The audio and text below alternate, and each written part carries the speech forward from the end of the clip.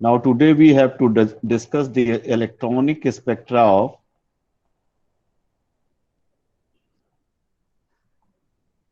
this one is hexa aqua titanate third complex. This one is hexa aqua titanate third complex. Hexa, and here this one is hexa aqua titanate third complex. It is very clear that in this case the complex, अब देखिए ध्यान दीजिए कि complex क्या है यहां. This complex is octahedral geometry है. दूसरा, यह titanium in +3 oxidation state and ligand, that is water is a ligand, and this one is a weak ligand. Okay, and this titanium +3, that one is D1 case. इतनी चीजें clear हैं आपको? जैसे कोई भी स्पेक्ट्रा करना है तो पहले आप देखिए उसमें वो कॉम्प्लेक्स में कौन सी ज्योमेट्री है, लीगेंट वीक है स्ट्रॉन्ग है, मेटल वहां किस ऑक्सीडेशन स्टेट में है, दैट मीन्स जिससे हमको पता चल जाए कि यहां डी ऑर्बिटल में कितने इलेक्ट्रॉन हैं. तो आपको ओर्गल डायग्राम उससे हमको तुरंत मिल जाएगा. ओर्गल डायग्राम मिल जाएगा और उस ओर्गल डायग्राम से हम बता सकते हैं कि कितने ट्रांजिशन होंगे और वो ट्रांजिशन के लिए क्या नोटेशन होगा. ये सारी चीजें आप इस स्पेक्ट्रा के लिए बता सकते हैं. तो आप जानते हैं कि ये क्या है. This transition is basically D transition. यहां पे आपका कैसा ट्रांजिशन है? D transition. तो स्पेक्ट्रा कैसा होगा?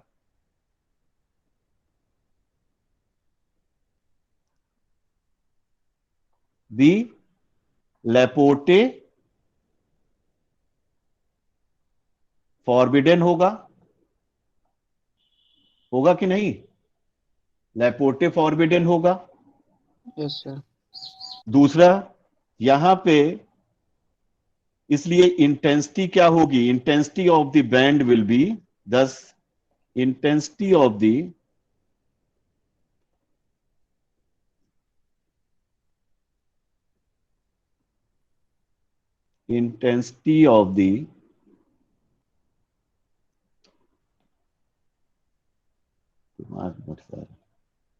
यहां पे intensity of the band will be very low.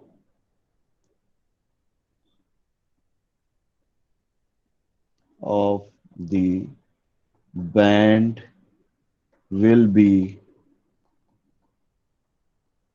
low. दूसरा क्या होगा? ब्रॉड बैंड होगी.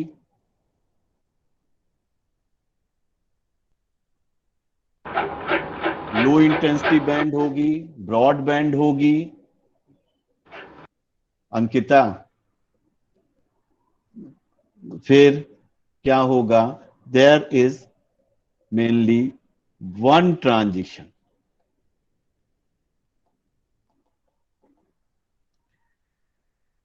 दैट इज ओर्गल डायग्राम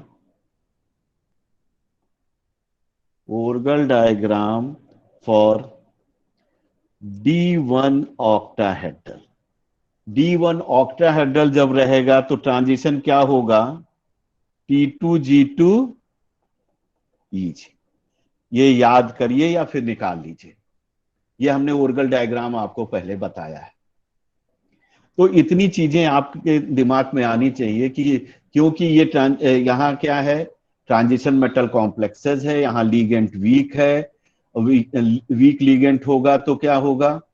आपको नॉर्मली किसी भी वीक लीगेंट के लिए यहां तो चाहे वीक होता चाहे स्ट्रांग होता, एक ही ट्रांजिशन होता. लेकिन अगर किसी वीक लीगेंट में है तो आप जानते हैं ओर्गल डायग्राम अप्लाई करेंगे और यहां पे पेयरिंग नहीं होती है. दैट मीन्स हून्स रूल फॉलो होता है। दूसरा कि क्योंकि यहाँ डीडी ट्रांजिशन है, तो डीडी ट्रांजिशन के लिए आप जानते हैं स्पेक्ट्रा क्या होता है, वीकली अलाउड होता है, लेपोर्टे फॉरबिडन रहता है, यहाँ स्पिन अलाउड होना चाहिए। दूसरी चीज क्या है कि ये रिलैक्सेशन हो जाता है, ऑक्टाहेड्रल है, और आप जानते हैं कि एक लेपोर्टे फॉरबिडन में भी दो कंडीशन है डीडी ट्रांजिशन की। डीडी ट्रांजिशन में एक क्या है कि ज्योमेट्री अगर टेट्राहेड्रल होती है तो उसकी इंटेंसिटी ज्यादा होती है, और अगर ऑक्टाहेड्रल होगा तो उसकी इंटेंसिटी कम होगी।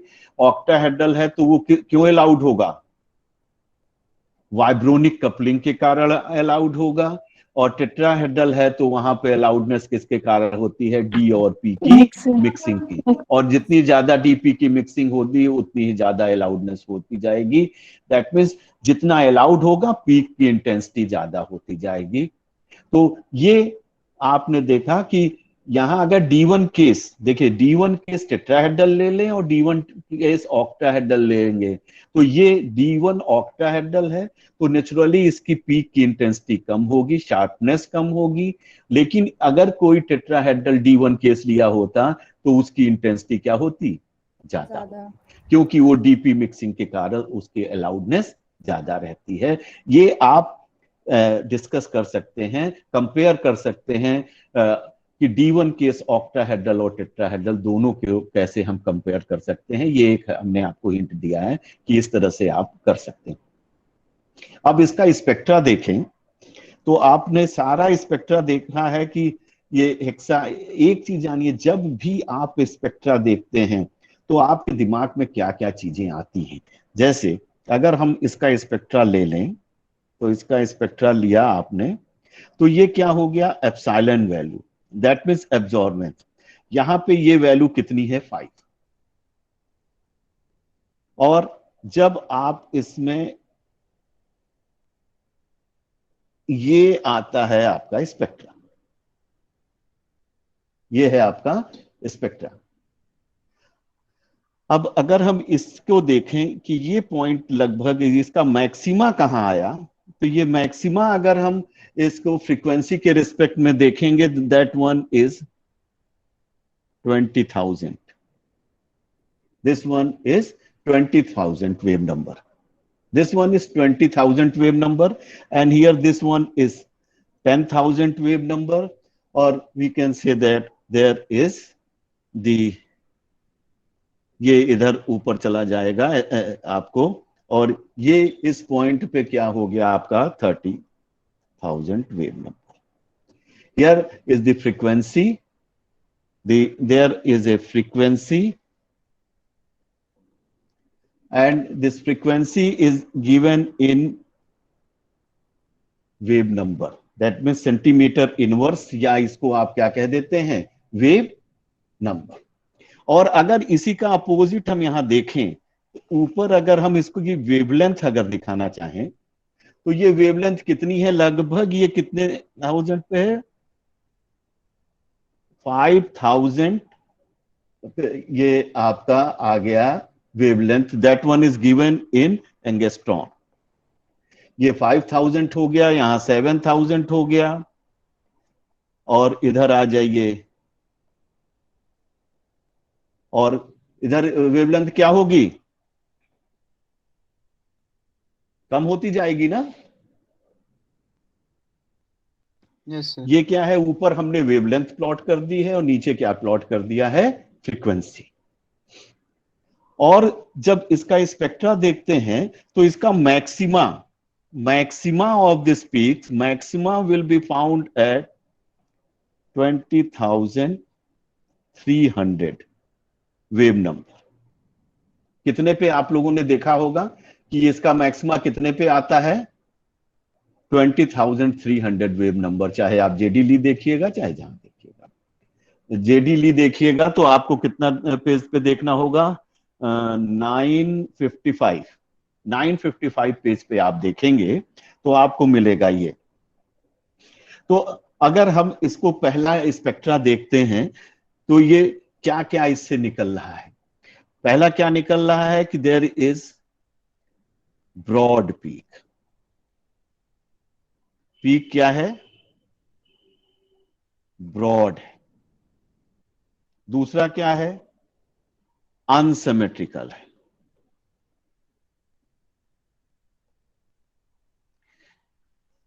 पीक इंटेंसिटी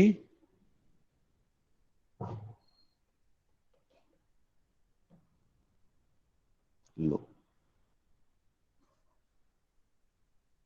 अब ये जानिए, जितना भी आप देखेंगे स्पेक्ट्रा, अगर जिसका 10,000 के ऊपर फ्रीक्वेंसी हो, ये आपका एप्सिलॉन वैल्यू 10,000 के ऊपर हो, तो वो स्पेक्ट्रा समझ लीजिए कि अलाउड स्पेक्ट्रा है, और जहां आपका 100 के नीचे है वो सारे स्पेक्ट्रा क्या है? आपके लैपोर्टे फॉरबिडन है। और जिनकी इंटेंसिटी 1 से भी कम हो, वो सब कैसे होंगे? लैपोर्टे फॉरबिडन भी होंगे और स्पिन फॉरबिडन भी होंगे। जैसे आप मैग्नीशियम का हेक्साको ले लेंगे, ठीक है? जब आप मैग्नीशियम का लेंगे तो उसको फिर चलिए हम बताएंगे बाद में, तो आप देखेंगे कि दैट मीन्स कि अलाउडनेस अगर दोनों अलाउड है, लैपोर्टे अलाउड भी है और स्पिन अलाउड भी है, तो इंटेंसिटी क्या होगी? 1000 के ऊपर। और कंप्लीटली अलाउड है तो क्या है? 10,000 एप्सिलॉन वैल्यू से ज्यादा रहेगी। लेकिन जैसे जैसे आप नीचे आते जाएंगे तो आपको पहले ही मालूम है, ट्रांजिशन मेटल में सारे ट्रांजिशन क्या है? डीडी ट्रांजिशन के कारण है नॉर्मली। और जब कॉम्प्लेक्स का स्पेक्ट्रा लेते हैं, इसलिए इनकी इंटेंसिटी क्या रहती है? कम रहती है। और इनकी इंटेंसिटी क्या है? आपकी 100 से नीचे रहती है। और जब भी ऑक्टाहेड्रल लेंगे तो ऑक्टाहेड्रल में 10 से भी कम रहती है। क्लियर है? अब यहां पे क्या है? ये पीक ब्रॉड है, पीक अनसिमेट्रिकल है, पीक की इंटेंसिटी कम है, और देयर इज सम हम। ये आपके कोर्स का तो नहीं था, लेकिन इसको भी हम जोड़ दे रहे हैं। ये हम्प है इसमें। Hump means shoulder. एक शोल्डर है। शोल्डर कहां है? ये देखिए आप, अगर हम इस पीक को देखें तो देखिए, अब एक क्या है? ये पीक जा रही है। अगर इस पीक को सिमेट्रिकल बनाए तो एक ये पीक हो गई, और दूसरा अगर हम यही पीक बनाएं ऐसे, हो गई कि नहीं? एक ये पीक हो गई और एक ये पीक हो गई, दो पीक के मैक्सिमा हैं। दैट मीन्स ये स्पेक्ट्रा क्या है? पार्शियली दो ट्रांजिशन यहां पे पॉसिबल है, और ये दोनों ट्रांजिशन इनकी एनर्जी का डिफरेंस कम है, दोनों पास पास हैं, इसलिए अलग अलग पीक में रिजॉल्व नहीं हो पा रहे। और इसलिए रिजॉल्व नहीं हो पा रहे हैं तो कैसा मिल गया आपको? शोल्डर जैसा मिल गया। जैसे आप सर से आ रहे हैं तो एक यहां शोल्डर मिल गया, नहीं तो सीधे सर से उतरते हम लोग, लेकिन यहां क्या है? शोल्डर मिल गया आपको। तो इसको ये देखिए, ये शोल्डर है।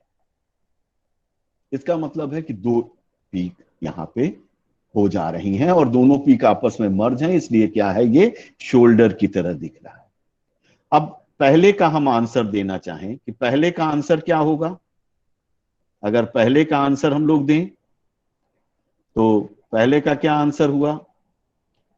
पहले का आंसर क्या है कि पीक पहली ब्रॉड है, ब्रॉड पीक है।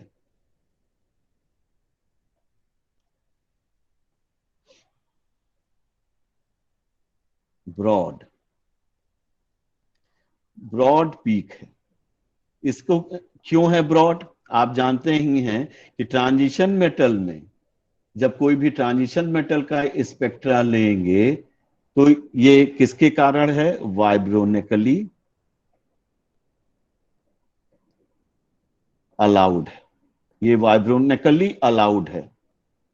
और जब वाइब्रेशन होंगे कि आपको वाइब्रेशनल एनर्जी लेवल और इलेक्ट्रॉनिक एनर्जी लेवल दोनों क्या हो जाती हैं? आपस में मिक्स हो जाती हैं। जैसे ऐसे समझें आप इसको कि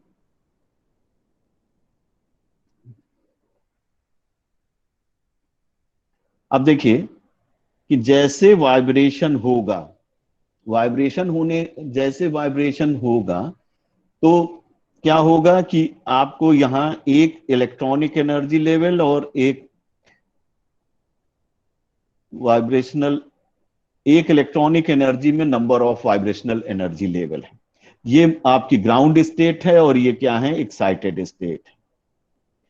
आप लोगों ने पढ़ा होगा सब में कि फ्रैंकल कॉन्डन प्रिंसिपल भी पढ़ा है और साथ ही साथ पढ़ा है कि ज्यादा पॉपुलैरिटी कहां रहती है, at lower temperature most of the electrons are populated in ground state, और ये क्या है, एक्साइटेड स्टेट। तो ग्राउंड स्टेट में पॉपुलेशन ज्यादा है। और ये क्या है, ट्रांजिशन देखिए, एक ये वाइब्रेशनल एनर्जी ट्रांजिशन से यही हुए ना, 3 यहां पे आपने लिया। अब अगर आप ग्राउंड स्टेट से यहां जा रहा है तो अगर ये इंटरन्यूक्लियर डिस्टेंस चेंज नहीं हुई, इंटरन्यूक्लियर डिस्टेंस सेम है, तो क्या होगा, 1 to 1 या 0 to 0 ट्रांजिशन होगा। लेकिन अगर ये शिफ्ट हो गया राइट साइड में, पार्शियली राइट साइड में एक्साइटेड स्टेट से हो गई, तो इंटरन्यूक्लियर डिस्टेंस चेंज हो गई। ये है आर, ये पोटेंशियल एनर्जी है। तो आप देखते हैं कि जैसे ही इंटरन्यूक्लियर डिस्टेंस चेंज होगी, ये राइट साइड में शिफ्ट होगा, तो जो यहां से यहां ट्रांजिशन आप देख रहे थे, अब यहां से यहां जैसे राइट साइड में शिफ्ट होगा, तो ये जो इसका मैक्सिमा है, इस वाले मैक्सिमा पे जाएगा या इस वाले मैक्सिमा पे जाएगा। जितना ज्यादा राइट शिफ्ट होता जाएगा तो किधर शिफ्ट होगा, ये अगर हम लोग राइट शिफ्ट कर दें ऊपर वाला, तो यहां का मैक्सिमा इस वाले पे जाके जो स्ट्रेट लाइन जाएगी उस पे, फ्रैंकल कॉन्डन प्रिंसिपल में। तो ये क्या है कि ये इलेक्ट्रॉनिक एनर्जी लेवल और वाइब्रेशनल एनर्जी लेवल आपस में मिक्स हो जाए। दैट मीन्स 0 से 0 में जाए या 1 से 1 में जाए या 2 से 2 में जाए, तो आपकी ये क्या है, मिक्सिंग नहीं हुई। लेकिन जैसे ही 0 से 1 में गया या 0 से 2 में गया या 0 से 3 में जाएगा, तो वो क्या हो जाएगा, वाइब्रोनिक कपलिंग, मिक्सिंग हो जाती है। वाइब्रेशनल एनर्जी लेवल और इलेक्ट्रॉनिक एनर्जी लेवल आपस में मिक्स कर जाती है और वो स्पेक्ट्रा क्या हो जाता है, ब्रॉड हो जाता है। क्यों, क्योंकि एक ट्रांजिशन, देखिए एक ट्रांजिशन क्या है, यहां से यहां लो, आप देख सकते हैं कि न्यू 0 टू न्यू 0 डैश हो सकता है, या यहां से क्या हो जाता है, न्यू 1 डैश या न्यू 2 डैश में जाएगा। तो ये जितनी, अब देखिए इतना इतना गैप क्या होता जाएगा, हर एक में बढ़ता जाएगा इतना इतना, और सब मिल के एक फॉर्म में आएंगे, तो ये स्पेक्ट्रा क्या हो जाएगा, ब्रॉड हो जाएगा। तो आप कह देंगे ड्यू टू वाइब्रोनिक कपलिंग, तो पहला क्या है spectra, vibronic coupling. Vibronic coupling के कारण स्पेक्ट्रा क्या हो गया, ब्रॉड हो गया। दूसरा आप क्या कह सकते हैं कि जब भी आप वाइब्रेशनल एनर्जी बढ़ेगी, तो जैसे वाइब्रेशनल एनर्जी बढ़ेगी तो आप देखेंगे कि हायर टेम्परेचर पे वाइब्रेशनल एनर्जी जितनी बढ़ जाएगी, तो ये इंटरन्यूक्लियर डिस्टेंस भी चेंज हो सकती है। क्योंकि अगर सॉलिड में आप स्पेक्ट्रा देखते हैं, आप ध्यान दीजिएगा कि जब सॉलिड में स्पेक्ट्रा देखेंगे तो पीक शार्प आती है, और सॉल्यूशन फेज में लेंगे तो क्या होगी, पीक ब्रॉड हो जाती है। क्या है कि सॉल्यूशन फेज में ये जो बॉन्ड है इनका वाइब्रेशन बढ़ जाता है। जब वाइब्रेशन बढ़ जाएगा तो उसकी एनर्जी बढ़ जाएगी, तो अब वो यहां फर्स्ट में ना रह के या सेकंड में ना रह के थर्ड में मान लीजिए, जब थर्ड में चले जाएंगे, यहाँ हायर एनर्जी में वो हायर वाइब्रेशनल एनर्जी लेवल में रहेंगे, तो नेचुरली वो क्या होगी, वहां एनर्जी का डिफरेंस ग्राउंड और एक्साइटेड का बढ़ जाएगा।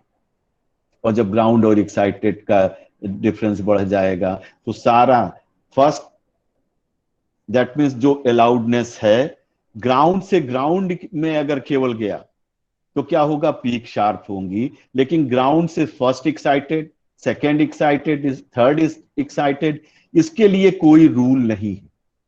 रूल क्या है लेपोर्टे की, first energy, electronic energy level से first excited state energy level में जाएगा। लेकिन फर्स्ट एक्साइटेड स्टेट की फर्स्ट वाइब्रेशनल में जाएगा कि सेकंड में जाएगा कि थर्ड में जाएगा कि फोर्थ, इसके लिए कोई रूल नहीं।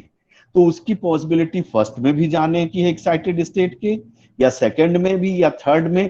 तो ये सब क्या है, एक नहीं होंगे, कई आपस में मर्ज हो जाते हैं, इसलिए स्पेक्ट्रा क्या हो जाता है, ब्रॉड हो जाता है। क्लियर है? दूसरा, एक तो वाइब्रोनिक कपलिंग और चेंज इन इंटरन्यूक्लियर डिस्टेंस। और तीसरा क्या है कि आप देखते हैं जॉन टेलर इफेक्ट। क्या है? Jahn Teller distortion.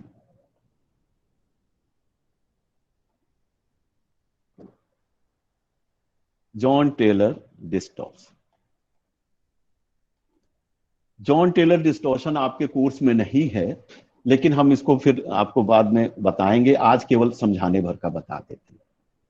Jahn Teller distortion आप ये समझिए कि क्या है कि जो टेट्रागोनल डिस्टॉर्शन आपको बताया था उसी की बात बताई थी उस दिन, उस समय भी हमने कुछ समझाया था आपको कि जब ऑक्टाहेड्रल से अब देखिए, ये है ऑक्टाहेड्रल में स्प्लिट होती है T2G और EG।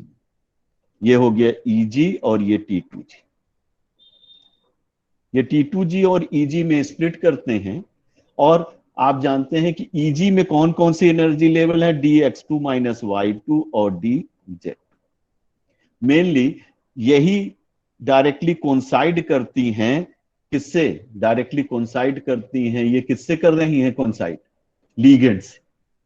यही दो ऑर्बिटल लीगेंड से डायरेक्टली कोइंसाइड करती हैं। तो अगर इसमें अनसिमेट्रिकल फीलिंग ऑफ इलेक्ट्रॉन हो जाए, मान लीजिए कि ये मान लीजिए DZ2 है और ये मान लीजिए स्प्लिट कर जाए DX2 माइनस Y2, इन दो में से एक के पास एक इलेक्ट्रॉन हो जाए, या तो इसके पास एक इलेक्ट्रॉन होगा, तो इस एक्स्ट्रा इलेक्ट्रॉन के कारण जो लीगेंड जेड के अलोंग अप्रोच करेगा वो रिपल्सन क्या करेगा, ज्यादा फील करेगा। अगर इस देखिए दोनों ऑर्बिटल में कोई इलेक्ट्रॉन नहीं है, एक वो कंडीशन सोचिए, तो उस समय दोनों ऑर्बिटल में इलेक्ट्रॉन नहीं है, तो एक्स और दो लीगेंड एक्स के थ्रू, दो लीगेंड वाई के थ्रू और दो लीगेंड जेड के थ्रू अप्रोच करते हैं और सब एक ही तरह का रिपल्सन फील करेंगे। लेकिन कि अगर इसमें से एक एक्स्ट्रा इलेक्ट्रॉन कहां आ गया, सपोज जेड में, तो जो जेड के अलोंग लीगेंड अप्रोच कर रहे हैं ऑक्टाहेड्रल के लिए, इस एक्स्ट्रा इलेक्ट्रॉन के कारण लीगेंड पे नेगेटिव चार्ज है, इस ऑर्बिटल में भी एक इलेक्ट्रॉन बढ़ने के कारण इलेक्ट्रॉन डेंसिटी बढ़ गई। तो ये रिपल्शन क्या होगा, इस ऑर्बिटल और इस लीगेंड में जो जेड के अलोंग आ रहा है रिपल्शन, बताइए क्या होगा, बढ़ जाएगा। तो उस रिपल्सन को मिनिमाइज करने के लिए कि रिपल्सन बढ़ने ना पाए, ये दोनों लीगेंड इस मेटल से अपनी डिस्टेंस ही बढ़ा लेंगे। दैट मीन्स कि जब एक्स्ट्रा इलेक्ट्रॉन Z2 में है, तो जो लीगेंड जेड के अलोंग आ रहे हैं, अगर वो उतनी ही डिस्टेंस पे आते जब जेड में कोई इलेक्ट्रॉन नहीं है, तो रिपल्सन ज्यादा होगा। उस रिपल्सन को मिनिमाइज करने के लिए वो जेड से अपनी डिस्टेंस बढ़ा लेंगे। तो जब जेड से उन्होंने अपनी डिस्टेंस बढ़ा ली,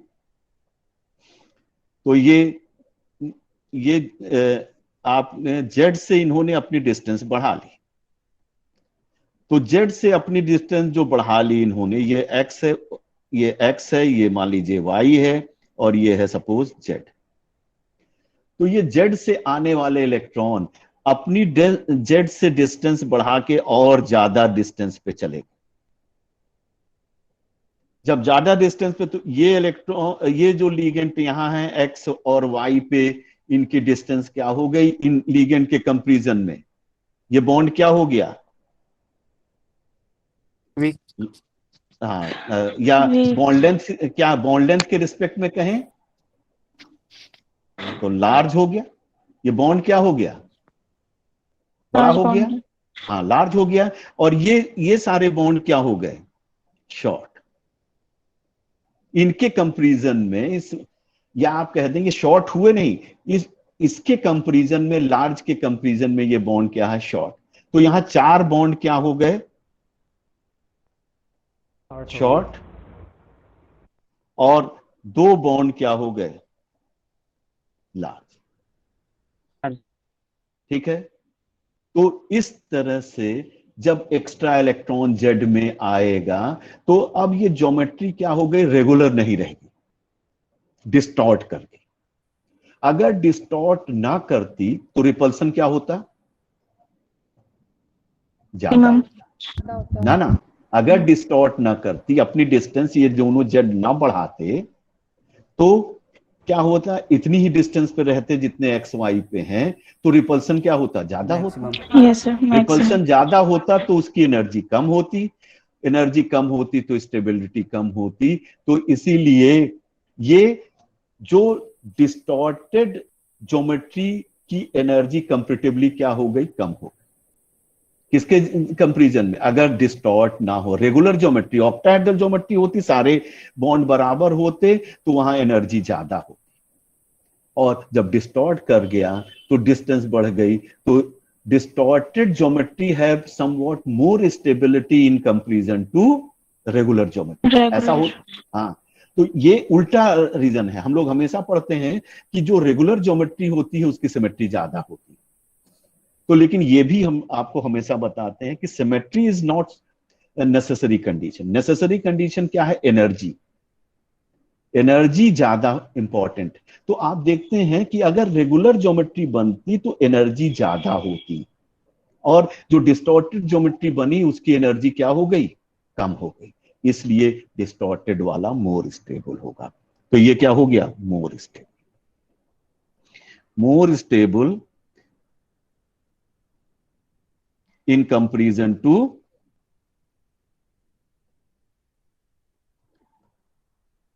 रेगुलर ज्योमेट्री। रेगुलर ज्योमेट्री के कंपैरिजन में क्या हो गया? ये ज्यादा स्टेबल हो गया, तो ये ज्यादा फेवरेबल हो जाता है। तो जब अनसिमेट्रिकल फीलिंग ऑफ इलेक्ट्रॉन कहां आ जाए? ईजी में। दैट मीन्स अनसिमेट्रिकल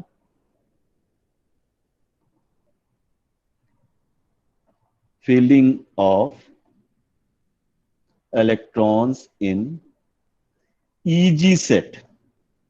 जब ईजी सेट में अनसिमेट्रिकल फीलिंग होगी, then we have got distorted geometry. तो हम लोगों को कौन सी ज्योमेट्री फेवरेबल होगी? डिस्टॉर्टेड।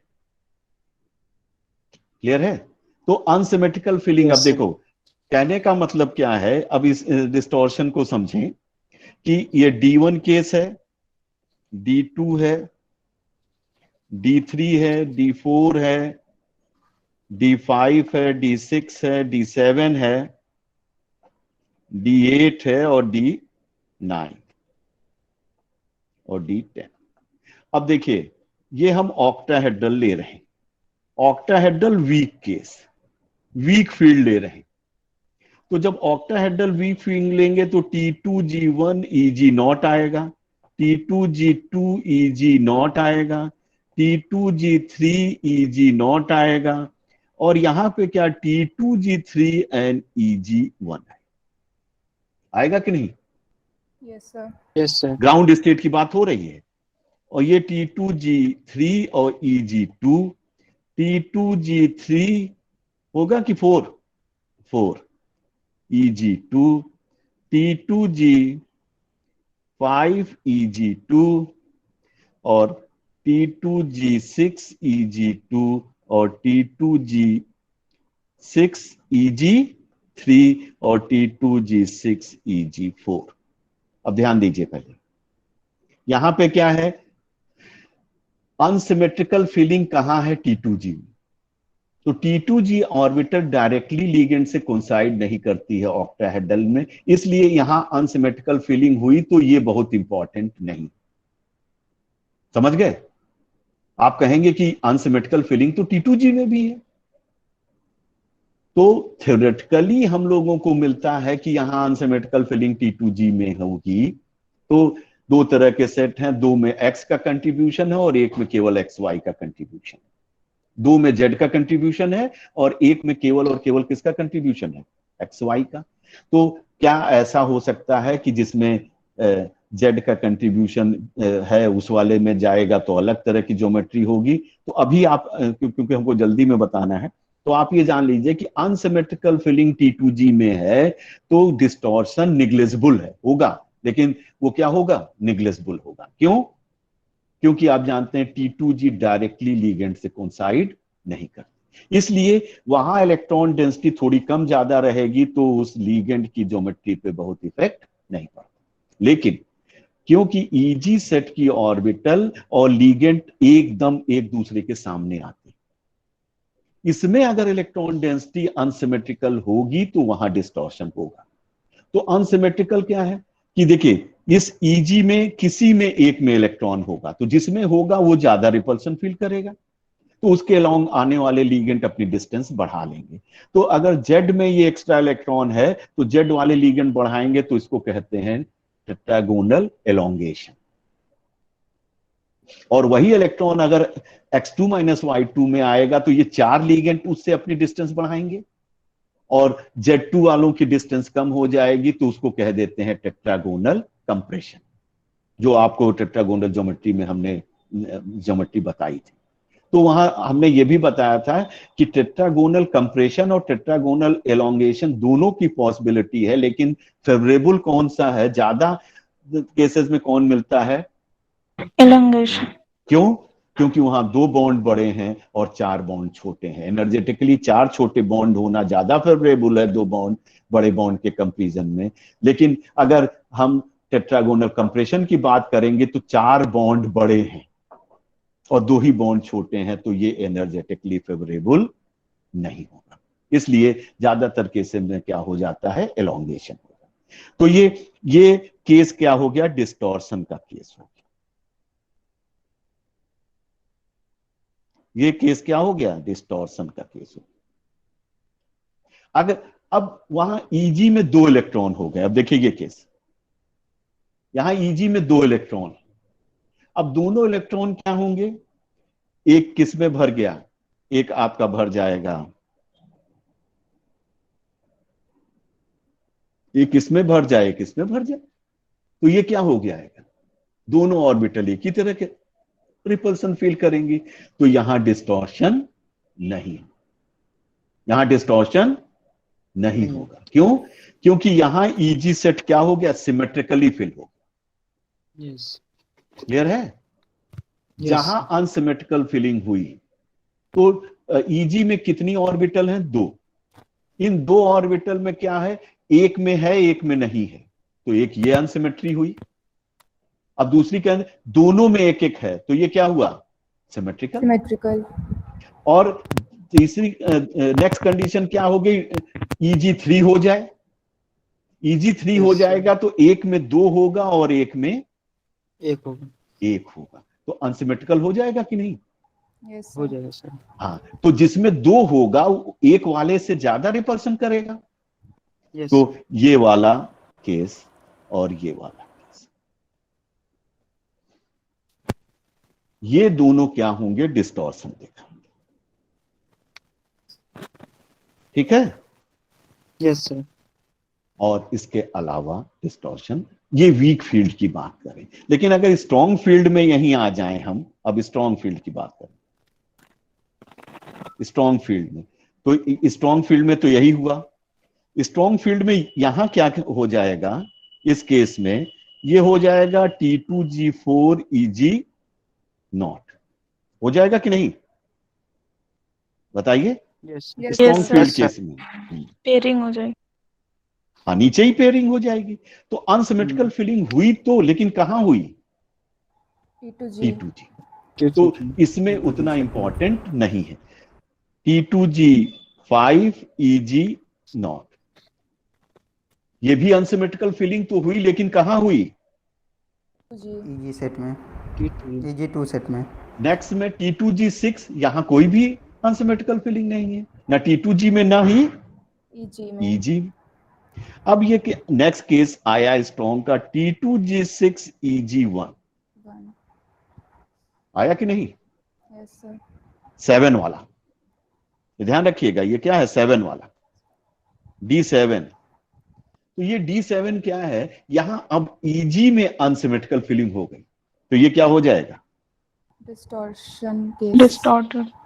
और ये भी जानिए, जितना स्ट्रॉन्ग लीगेंट होगा उतना ही ज्यादा डिस्टॉर्शन, वीक वाले के कंपैरिजन में स्ट्रॉन्ग में डिस्टॉर्शन ज्यादा, क्योंकि लीगेंट की एबिलिटी क्या है, लीगेंट स्ट्रांगली इंटरेक्ट होना देखो, स्ट्रॉन्ग और वीक जो कंफ्यूजन आपको बुक में रहता है उसको हमने पहले भी कहा है। स्ट्रॉन्ग और वीक का मतलब क्या है, जो लीगेंट से स्ट्रांगली इंटरेक्ट करे वो स्ट्रॉन्ग, और जो लीगेंट से वीकली इंटरेक्ट करे वो क्या है, वीक। ठीक है। और ये डेल्टा वैल्यू और पेयरिंग एनर्जी ये एक्सपेरिमेंटल पार्ट है। ये आप हो सकता है, जैसे हमने कहा टेट्राहेड्रल में स्ट्रॉन्ग लीगेंट होते हुए भी अगर फर्स्ट ट्रांजिशन सीरीज का है तो वो आपको हमेशा हाई स्पिन ही बनाता है। तो वहां ये नहीं कह सकते कि लीगेंट वीक हो गया, वहां कहेंगे कि डेल्टा वैल्यू क्या है आपकी, कम है स्पेयरिंग एनर्जी से। क्लियर है, तो वो कंफ्यूजन कभी ना रहे आप लोगों को। तो अब आइए, फिर क्या है T2G6 EG2, तो इसमें तो कोई फर्क पड़ेगा नहीं।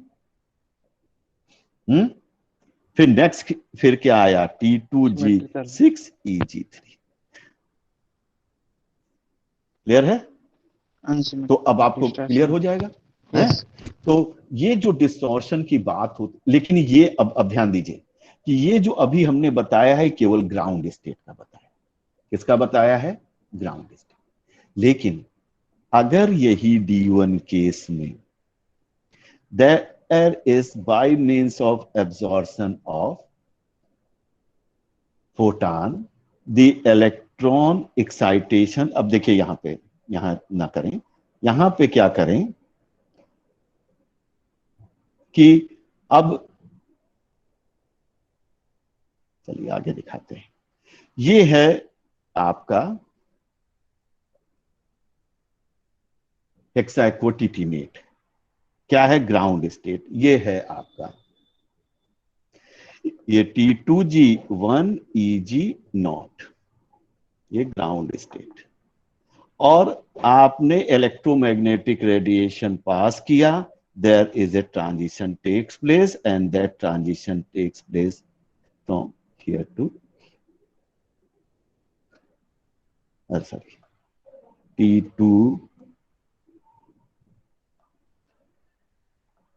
T2G0। जब भी आप हेक्साक्वोटिटिनेट था ग्राउंड स्टेट में, इलेक्ट्रोमैग्नेटिक रेडिएशन पास किया, जब इस एनर्जी डिफरेंस के बराबर का ये रेडिएशन एब्जॉर्ब किया और कहां चला गया, एक्साइटेड स्टेट में, तो इलेक्ट्रॉन प्रमोट हो गया T2G से EG, यहां हो गया ना, EG में।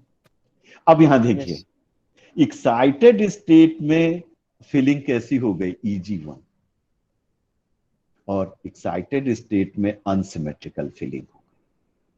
और तो एक्साइटेड स्टेट, अब ये T2G फिर डिस्टॉर्ट हो जाएगी, किसमें, ये दो एनर्जी में, एक्साइटेड स्टेट में। ये तो ये एक जनरल ट्रेंड हमने इसीलिए आपको बताया, सब उसके पहले जो बताए हैं वो ग्राउंड स्टेट के, लेकिन आपको एक्वाटिटिनेट ही पढ़ना है। तो ये क्या हो जाता है, अब एक्साइटेड स्टेट में, अब देखिए जब ओर्गल डायग्राम आप लोगों ने बनाया था, तो पहले बनाइए ओर्गल डायग्राम। ओर्गल डायग्राम कैसे बनाया आपने? हेक्साइक्लोटिनेट लिया, यहां आपको हमने पहले ही बताया है, तो क्या करना है, यहां आपको बताना है टिटेनियम यहां +3 है में है, तो ये क्या हो गया, 3D1 केस हो गया। जब D1 केस हो गया तो इसका ग्राउंड स्टेट एनर्जी टर्म क्या होगा? ग्राउंड स्टेट एनर्जी टर्म बताइए, निकालने का तरीका आपको हम बता चुके हैं। ये +2 +1 0 -1 माइनस, थोड़ा तेजी से चलेंगे हम क्योंकि हो नहीं पाएगा है, ये एक हम केवल बता दे रहे हैं। तो ये क्या हो गया, ml वैल्यू कितनी आ गई? 2 this ml is equal to 2, तो l इज इक्वल टू 2, तो स्टेट क्या हो गई? D D. d, फिर s is equal to plus half, तो 2s + 1 is equal to 2 into half + 1 is equal to 2, तो 2 ग्राउंड स्टेट टर्म हो गया आपका 2. ठीक है, 2D यस सर 2D हो गया। अब ये तेजी से आए हम लोग, अब ग्राउंड स्टेट टर्म के लिए फिर आपने ओर्गल डायग्राम बनाया। ये क्या है? Geometry, geometry is, octahedral geometry क्या है? Octahedral. ऑक्टाहेड्रल। अब आप ऑक्टाहेड्रल ओर्गल डायग्राम देखिए, ऑक्टाहेड्रल D1, ऑक्टाहेड्रल जब D1 आप देखते हैं तो पाते क्या है कि ये ऑक्टाहेड्रल D1 डायग्राम, ये डेल्टा वैल्यू है, ऐसे बढ़ी, फिर ये स्प्लिट कर गया, ये किसमें है? T2G, और ये क्या है? EG, यही है ना, ऐसे मल्टीप्लिसिटी। क्लियर है? इतना कर लेंगे। Yes, sir. यस सर और आप चाहें तो वो जो हमने पूरा प्रोसेस बताया है वहां लिख लीजिएगा, कैसे 3 पॉसिबिलिटी होंगी, उन सब चीजों को दिखाते हुए ओर्गल डायग्राम में करेंगे। क्लियर है? अब Okay, sir. देखिए यहां पे, अब ये एक ही transition, we people expecting that there is only one transition and that transition is T2G to 2EG, but in excited state this one is split into 2 energy layer। ये अब एक्साइटेड स्टेट में ये क्या हो जाता है आपका, इसमें ना रह के ये स्प्लिट हो जाएगा 2 एनर्जी लेवल। कौन कौन से? कि एक आपका हो जाएगा, ये ई स्प्लिट हो जाता है 2 एनर्जी लेवल। ये ई यहां पे आपका स्प्लिट हो गया 2 एनर्जी लेवल में। वो एनर्जी लेवल कौन सी हैं, उनका नोटेशन कहां से आता है, वो आपको एक लंबी प्रक्रिया है, लेकिन वो नोटेशन आप ये याद कर लीजिए कि क्या होगा, एक A1G और एक B2।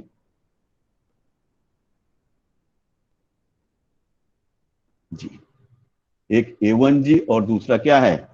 B2। अब देखो, जो आप एक्सपेक्ट कर रहे थे एक ट्रांजिशन को, अब ये ट्रांजिशन क्या है, एक यहां से एक यहां और एक यहां से। ये इलेक्ट्रॉन यहां से यहां भी जा सकता है और यहां भी जा सकता है, दोनों पॉसिबिलिटी हैं। तो अब एक यहां पे इसके करस्पॉन्डिंग कौन सी हो गई आपकी, ये वाली हो गई, ये वाली, और जो हायर वाली है उसकी, तो इसलिए ये स्पेक्ट्रा क्या हो जाता है, अब शोल्डर के फॉर्म में आ जाता है। और ये इस किसके कारण? Due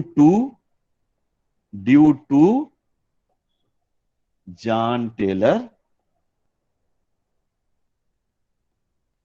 distortion.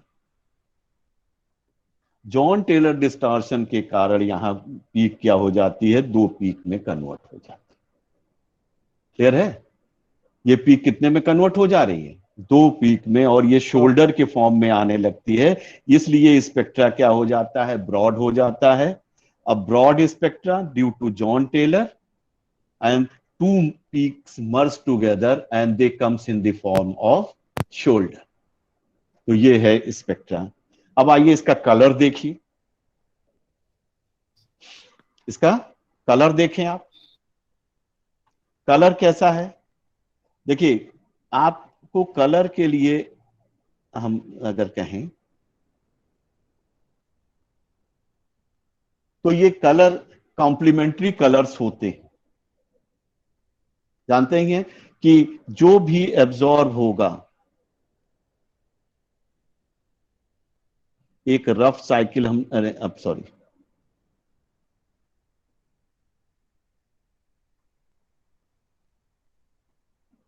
बताई है आपको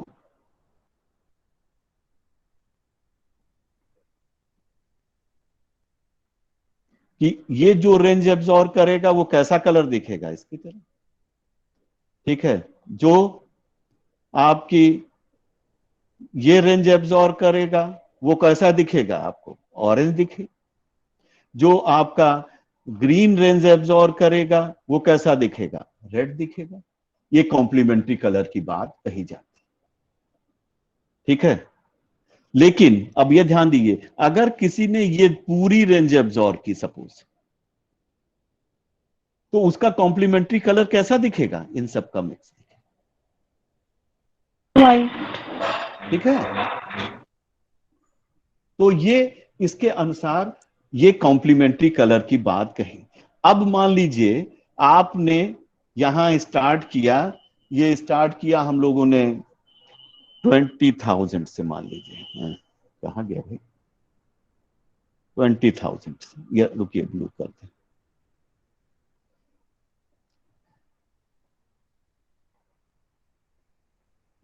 $20,000 से स्टार्ट किया मान लीजिए अब आपने। अब ये क्या है, 22,000 से हम लोग स्टार्ट करें और कहां पे आ गए, 15,000, 14,000।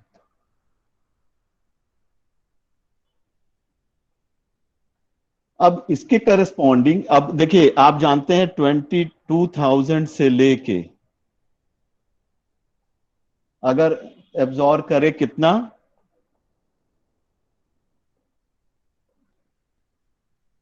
तो ये कौन सी रेंज है आपकी, वायलेट रेंज। ये कौन सी रेंज है, वायलेट रेंज। तो इसका कंप्लीमेंट्री कैसा दिखेगा, कलर कैसा दिखेगा, यही ना। अगर किस रेंज का एब्जॉर्ब कर रहा है, 20,000 से लेके 25,000 वेव नंबर की एनर्जी अगर एब्जॉर्ब कर रहा है, तो ये कैसा दिखेगा, एब्जॉर्ब उसने किया वायलेट और दिखा कैसा, तो ये आपको वेव,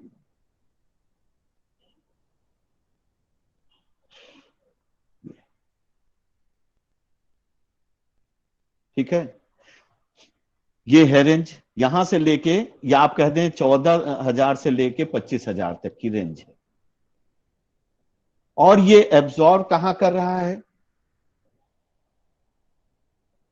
ये रेंज एब्जॉर्ब कर रहा है, ऐसे है, ये है, ये जो स्पेक्ट्रा आप ऊपर हमने बनाया है, ये रेंज है उसके एब्जॉर्ब करने की। तो इसने कौन सी रेंज एब्जॉर्ब कर ली, ये पूरी रेंज। तो बचा का रिफ्लेक्ट कौन सा हुआ, अब बताइए, रिफ्लेक्ट कौन सा हुआ, रिफ्लेक्ट हुआ ये रेंज रिफ्लेक्ट हुई, ये रेंज रिफ्लेक्ट हुई। तो ये किसका हो गया, वायलेट,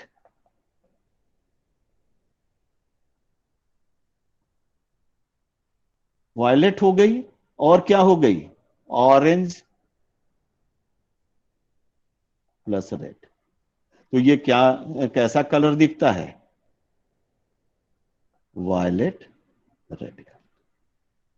तो आप देखते हैं हेक्साकोटिनेट कॉम्प्लेक्स का कलर कैसा होता है, वायलेट रेड।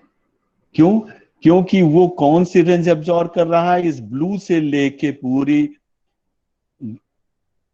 येलो तक की रेंज एब्जॉर्ब कर रहा है। ये पीक का स्पेक्ट्रा आपने देखा, ये यहां से ये यहां तक है। ये आपका 20,000, ये था आपका 20,300, यहीं पे थी ना मैक्सिमा। तो ये इसके इधर यहां से लेके यहां तक की पूरी रेंज एब्जॉर्ब करता है। इसलिए आप जानते हैं कलर किसके कारण होता है, ट्रांसमिटेड कलर के कारण। तो ट्रांसमिट कौन से हुए, ये कलर और ये कलर, इन दोनों को मिक्स कर दिए तो क्या हो गया, इसका कलर वायलेट। क्लियर है। तो ये क्या हो गया, electronic spectra of hexa aqua titanate complex. अब कोई भी बुक पढ़िएगा आप, उसमें से हमने आपको पूरा समझा दिया है। और इसका क्यों पीक आएगी, एक आएगी, एक पार्शली, दो में कैसे डिविएट हो जाती है और दोनों आपस में मर्ज करके एक शोल्डर के फॉर्म में आते हैं। अब ये पीक बहुत ब्रॉड है। अब देखो, अगर कोई सिंगल पीक होती, तो अगर सिंगल पीक होती तो क्या होती, सिमेट्रिकल होती। लेकिन ये क्या है, एक सिंगल पीक, फिर एक ये पीक, ये दोनों पीक अगर हम मिक्स कर देंगे तो कैसी बन जाएगी, this will be equivalent to, हो जाएगी कि नहीं। तो ये क्या है, this indicates that there is a transition and that transition is DD transition, and we know that DD transitions are Laporte forbidden, the intensity of the band are low. Second thing, इसीलिए जब हम इसका spectra देखते हैं तो इसके epsilon value क्या है, 5 है, 5 के लगभग आती है। जो स्पेक्ट्रा का मैक्सिमा है वो 5 एप्सिलॉन के लगभग है। मोलर एब्जॉर्बिटी कितनी है, 5 के बराबर है। और आप जानते हैं कि ये स्पेक्ट्रा क्या है, लेपोर्टे फॉरबिडन। दूसरा, इसकी कम आने की इंटेंसिटी क्या है, लेपोर्टे फॉरबिडन में भी ये क्या है, ऑक्टाहेड्रल, और ऑक्टाहेड्रल वाला टेट्राहेड्रल से भी वीक होता है, इसलिए यहां क्या है, 5 के नियर अबाउट है। दूसरा, ये पीक क्या है, ब्रॉड है। ब्रॉड इसलिए है, 3 कारण है ब्रॉड होने के। एक तो वाइब्रोनिक कपलिंग है, फिर क्या है, जॉन टेलर डिस्टॉर्शन है, ये दोनों। और स्पेक्ट्रा किस में है, सोल्यूशन फेज में। सोल्यूशन फेज में वाइब्रेशन ज्यादा होंगे, और वाइब्रेशन ज्यादा होंगे तो ये आपकी जो वाइब्रेशनल एनर्जी है वो ज्यादा होने के कारण, और जैसे ही वाइब्रेशनल एनर्जी ज्यादा होती है तो आप देखते हैं ये, अरे क्या हो गया,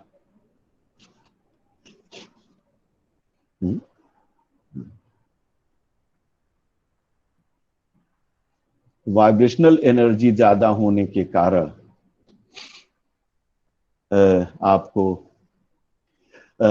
ये इंटरन्यूक्लियर डिस्टेंस शिफ्ट हो जाता है। और इंटरन्यूक्लियर डिस्टेंस जैसे शिफ्ट होगा तो ये क्या हो जाती है कि वाइब्रोनिक कपलिंग ज्यादा हो जाती है। वाइब्रोनिक कपलिंग के कारण स्पेक्ट्रा क्या हो जाएगा, ड्रॉप हो जाएगा।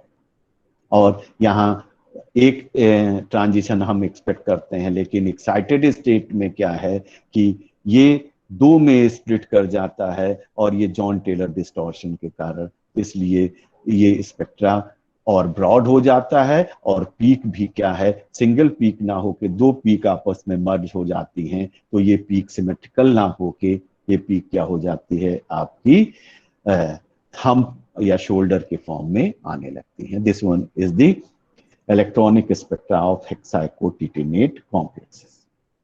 क्लियर है। अब बताइए और क्वेश्चन, अब इसमें भी कोई क्वेरी हो तो पूछ सकते हैं आप। सर कंटिन्यूम स्टेज क्या होता है? कंटिन्यूम का मतलब क्या है, देखिए जब आप उसको तेजी से और वाइब्रेशन बढ़ाते जाएं, वाइब्रेशन बढ़ाते जाएं, तो वाइब्रेशन जब बढ़ाते जाएंगे तो ये देखिए यही कंटिन्यूम है। कि क्या है कि आप जब मोर्स फिगर बनाते हैं तो ये क्या होता है, ये आप बनाते हैं, यहां देखिए सेपरेशन रहता है। जैसे जैसे आप ऊपर जाते जाते हैं, ये क्या है, कंटिन्यूम के पास पास ये कन्वर्ट हो जाती। और एक ऐसी चीज है कि अगर इससे ज्यादा वाइब्रेशनल एनर्जी हो जाएगी तो ये क्या हो जाएंगे, फिर वापस आएंगे, ये ब्रेक कर जाएंगे। तो ये स्टेज क्या कहलाती है, जहां पे ये सब कंटिन्यूअम की स्टेज कहलाती है, जहां पे वाइब्रेशनल एनर्जी इतनी ज्यादा हो जाए कि ये जो इंटरन्यूक्लियर डिस्टेंस है वो फिर रिटेन ना हो पाए। तो that one is known as continuum. Clear है? Thank you sir. हाँ, तो ये जहां पे एनर्जी का जो डिस्टेंस, देखिए आप जैसे जैसे हम ऊपर जा रहे हैं एनर्जी गैप कम होता जा रहा है, एक वाइब्रेशनल एनर्जी लेवल और दूसरे वाइब्रेशनल एनर्जी लेवल। तो ये सारी एनर्जी लेवल एक कंटिन्यूअस एनर्जी लेवल की तरह, और इसी को हम कहते हैं कंटिन्यूअम। और इससे ज्यादा आप अगर वाइब्रेशन कर दें, जैसे आप मान लीजिए कोई भी मॉलिक्यूल है, मान लीजिए, या स्प्रिंग है, स्प्रिंग को आपने खींचा तो यही है ना वाइब्रेशनल, तो आप छोड़ देंगे तो फिर वो इतनी ही तक वाइब्रेट करेगी, और खींचेंगे तो और दूर तक वाइब्रेट करेगी, और खींचेंगे, ये एक ऐसी पोजीशन आएगी कि आप उससे ज्यादा खींचेंगे तो वो स्प्रिंग ब्रेक कर जाएगी। तो वो बात हो गई। यही मॉलिक्यूल के लिए हम लोग लगाते हैं कि अगर आपको जो नीचे है, यहां पे देख रहे हैं, यहां पे क्या है, आपने इंटरन्यूक्लियर डिस्टेंस ये है, इससे इतना और इतना डेविएशन किया, इतना खींचने में एनर्जी कम लगी ना, और खींचेंगे तो और लगेगी, और खींचेंगे और लगेगी, और खींचेंगे और लगेगी। और ये देखिए, ये जो ऊपर ऊपर हम लोग जाते जा रहे हैं, यही क्या है, पोटेंशियल एनर्जी। ये क्या है, पोटेंशियल एनर्जी है। पोटेंशियल एनर्जी देखें आप, नीचे सबसे कम है, इस पॉइंट पे है सबसे जीरो है ऑलमोस्ट, है ना। तो ये क्या है, जैसे ही इंटर न्यूक्लियर डिस्टेंस से आपने दोनों तरफ डेविएशन बढ़ाया तो पोटेंशियल एनर्जी बढ़ती जाए। और बताइए, और क्वेश्चन? अब एक चीज और ध्यान रखिएगा कि एक पहला क्या है कि tetrahedral more allowed in comparison to octahedral. ठीक है, अगर कोई भी metal +3 more allowed in comparison to +2, या आप कह दें कि हायर ऑक्सीडेशन स्टेट में स्पेक्ट्रा कंपैरेटिवली मोर अलाउड है वीक ऑक्सीडेशन स्टेट वाले के कंपैरिजन। तीसरा कि ऑर्गेनिक लीगेंड अगर हैं in comparison to, they are more allowed than inorganic ligand. Inorganic ligand के कंपैरिजन में ये क्या होंगे, ज्यादा अलाउड होंगे। दैट मीन्स लीगेंड भी अगर बड़ा होता गया, लीगेंड बड़ा होता गया, तो आप अगर कोई ऐसा ऑर्गेनिक लीगेंड लिया जिसमें इटसेल्फ आप pi to pi star transition है, non bonding to pi star transition है, non bonding to sigma star transition है, तो वो भी क्या हो जाता है, स्पेक्ट्रा मोर अलाउड हो जाता है। ठीक है, तीसरा चौथा क्या है कि solid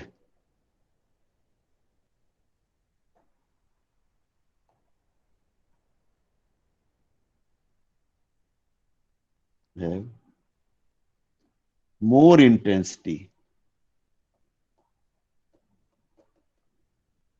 than liquid phase। Liquid phase में जो अगर हम ले रहे हैं, जैसे सोल्यूशन फेज में स्पेक्ट्रा ले रहे हैं, या then solution phase, solution phase, तो क्या है, सोल्यूशन फेज में आपको वाइब्रेशंस ज्यादा होंगे कि नहीं? yes, sir. तो वाइब्रेशन ज्यादा होंगे, तो अब आपको यही कहा कि अब क्या है कि सॉलिड में वाइब्रेशन कम होंगे, तो जितना ग्राउंड स्टेट और एक्साइटेड स्टेट होंगी दोनों एक ही पोजीशन पे रहेंगी, तो 1 to 1 ट्रांजिशन होगा, 0 to 0 होगा, 2 to 0, 2 to 2 होगा, 2 to और 3 to 3 ट्रांजिशन होगा। तो ये फ्रैंकन कॉन्डेन प्रिंसिपल को ज्यादा फॉलो करेगा। आप लोगों ने ऑर्गेनिक में पढ़ा होगा फ्रैंकन कॉन्डेन प्रिंसिपल। तो जितना ज्यादा अलाउडनेस होगी फ्रैंकन कॉन्डेन प्रिंसिपल की तरफ जितना ज्यादा रहेगा उतना ही ज्यादा उसकी इंटेंसिटी रहेगी। और सॉल्यूशन फेज में क्या है कि वाइब्रेशन बड़ी आसानी से हो जाएंगे। तो ऊपर जब जाते जाएंगे तो वो 0 to 1 ट्रांजिशन हो सकता है, 0 to 2 ट्रांजिशन हो जाता है। तो यहाँ इलेक्ट्रॉनिक एनर्जी लेवल और वाइब्रेशनल एनर्जी लेवल आपस में कपल कर जाते हैं। चलिए और बोलिए, और क्वेरी, एनी क्वेरी? बस, हेलो हेलो, आवाज सर आ रही है? सेकेंड ईयर का, हाँ सर सेकेंड ईयर का रिजल्ट किस हिसाब से मिलेगा? सेकेंड ईयर का रिजल्ट आपके थर्ड ईयर के रिजल्ट के अनुसार बनेगा। इसीलिए ना सर, क्योंकि फर्स्ट ईयर में तो बहुत कम आया था हम लोग का। नहीं नहीं, आपका सेकेंड ईयर का रिजल्ट अभी तक जो आया है, अभी इसने सेकेंड ईयर के रिजल्ट के लिए नहीं कहा है जी सर। लेकिन ये जो और सब में है कि जैसे एमएससी फर्स्ट सेमेस्टर का हुआ है और सेकेंड सेमेस्टर का रिजल्ट बनाना है हमको, तो फर्स्ट सेमेस्टर का नंबर ही सेकेंड सेमेस्टर में ट्रांसफर हो जाए। हम लोग का थर्ड ईयर के हिसाब से मिलेगा। अब थर्ड ईयर के हिसाब से अभी तक देखिए उसकी रिजल्ट बनाने का एग्जैक्ट नहीं आया है, लेकिन मोस्ट प्रोबेबल यही आएगा। अगर फिर वो यूपी बोर्ड की तरह आ गया कि फर्स्ट ईयर का इतना परसेंट, सेकेंड ईयर का इतना, ये सब अगर आ जाएगा तो उसके अनुसार अलग बनेगा। लेकिन अभी मोस्ट प्रोबेबल अभी कोई नोटिफिकेशन नहीं आया है। हाँ, एग्जैक्ट जो क्लियर नोटिफिकेशन नहीं है इस संदर्भ। लेकिन जो भी हम लोग नोटिफिकेशन आते हैं उसमें हम कोशिश ये करते हैं कि आपके लिए कौन से ज्यादा फ्रूटफुल हैं, हम लोग उसी पे ध्यान देते हैं। हाँ, क्योंकि सर फर्स्ट ईयर में तो मैक्सिमम लोगों का कमी था, हमारा खुद ही कम था। नहीं, हम आपकी बात में हो सकता है किसी में फर्स्ट ईयर में किसी का ज्यादा हो तो हाँ, ये बात वो अभी, लेकिन उसका कोई नोटिफिकेशन नहीं, उस पे इसलिए कोई ऑफिशियल कोई हम बात नहीं बता सकते। हम जो भी बात बताएंगे आपको ऑफिशियल बताएंगे, क्योंकि ऑफिशियली हम ही को जिम्मेदारी भी मिली है, इसलिए हमारी बात ऑफिशियल होनी चाहिए है। इसीलिए हमको आप लोगों की सूचना के अनुसार हमने उसको 16 क्वेश्चन कर दिया है।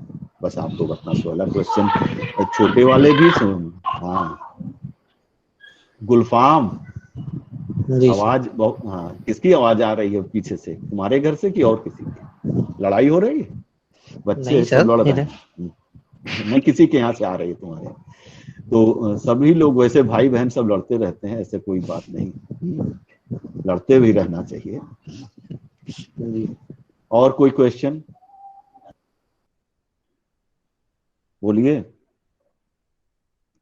एक क्वेश्चन आप लोगों का किसी ने, बच्चे ने भेजा था, हम आपको बता दे रहे हैं। वो क्वेश्चन था कि द स्पेक्ट्रम ऑफ, हाँ लिख दे रहे हैं, चलिए। स्पेक्ट्रम ऑफ, ये है निकिल, NIEN थ्राइस, और NiS2O6, ये दोनों। इसमें कह रहा है कि ये this one is more intense,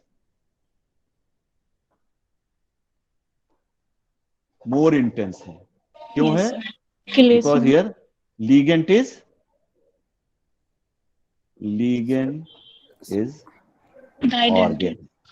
organic ligand. अभी हमने ऊपर बताया आपको, ऑर्गेनिक लिगेंड में they are somewhat more allowed in comparison to inorganic ligand. दूसरा है the absorption intensity of D5। ये कह रहा है D5 की absorption intensity is very weak very weak.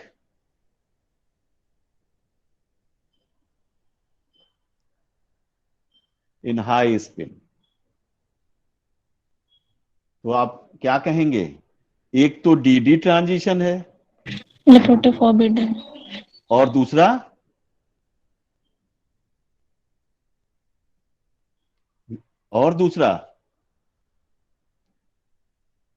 बोलिए, दूसरा तो आपने बताया ही नहीं। D5 केस है। तो अब अगर ट्रांजिशन हुआ, यहां से ये इलेक्ट्रॉन अगर जाए तो कहां जाएगा? ये इलेक्ट्रॉन अगर जाएगा तो यहां जाएगा, हाँ? Yes sir. तो स्पिन क्या हो जाएगी? चेंज हो जाएगी। स्पिन क्या हो जाएगी? स्पिन चेंज हो जाएगी, और spin change transitions are spin forbidden. और स्पिन फॉरबिडन भी है ये। लैपोर्टे फॉरबिडन तो है ही, और क्या है? Spin forbidden. इसलिए क्या होगी? Epsilon value will be very less. तो आप जानते हैं कि अगर इस और यही अगर स्ट्रांग होता तो क्या होता? तो दोनों इलेक्ट्रॉन यहीं रह जाते, 4 1 5, ये होता ना। ये कह रहा है वीक फील्ड है। In weak field case, weak field that is high spin. और अगर स्ट्रांग फील्ड होती तो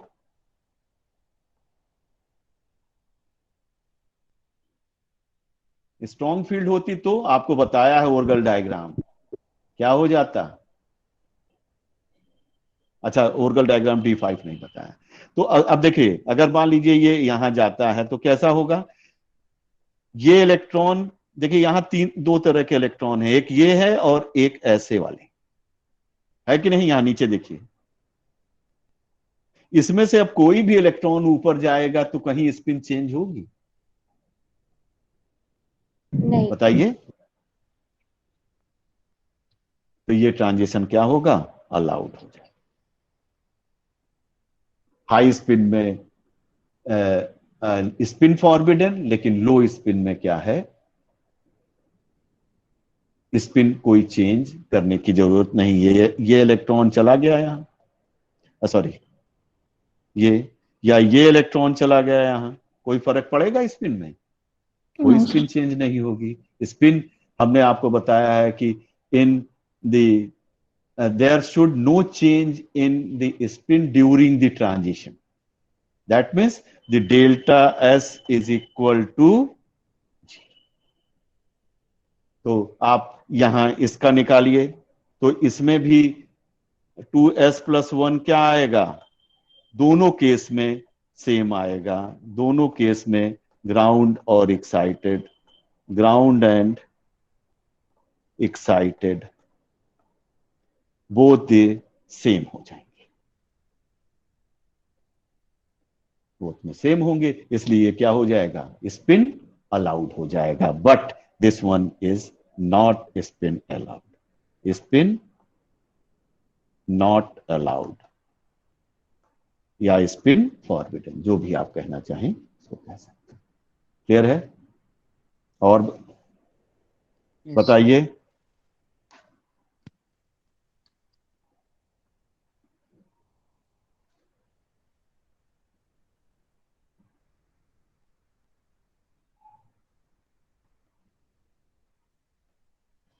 देखिए, एक क्वेश्चन और है। आयरन H2O6+3 येलो कलर का है, और ये किस में कन्वर्ट हो जाता है? येलो ब्राउन में। तो ये आसानी से क्या दे देता है? FeH2O5OH। ठीक है, तो ये आसानी से ये दे देता है और इसका कलर क्या हो जाता है, येलो ब्राउन।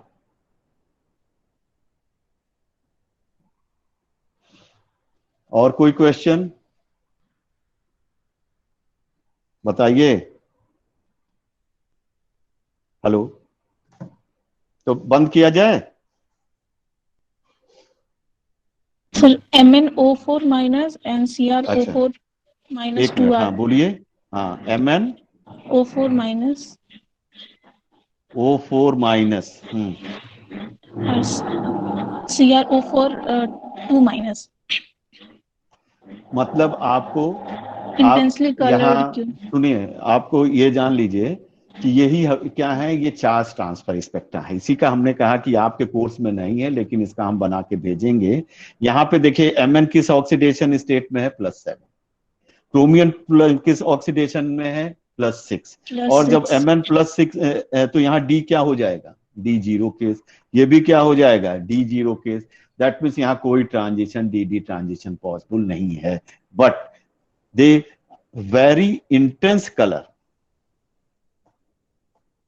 इंटेंस कलर दे रहे हैं, सर। बहुत ही इंटेंस कलर है। इसका मतलब है कि यहाँ एप्सिलॉन वैल्यू बहुत हाई है, इंटेंसिटी की है। तो ये डी ट्रांजिशन हो ही नहीं सकता। तो डी ट्रांजिशन की बात करते हैं तो डी में इलेक्ट्रॉन होना चाहिए, डी में इलेक्ट्रॉन है भी नहीं। तो ये क्या है, चार्ज ट्रांसफर। यही केवल आपके कोर्स में नहीं है, इसलिए हमने कहा नहीं, लेकिन ये तमाम एग्जाम में आता है, इसलिए हम इसको बताना चाहेंगे बाद में। इसके लिए हम वीडियो डाल देंगे आपको सब।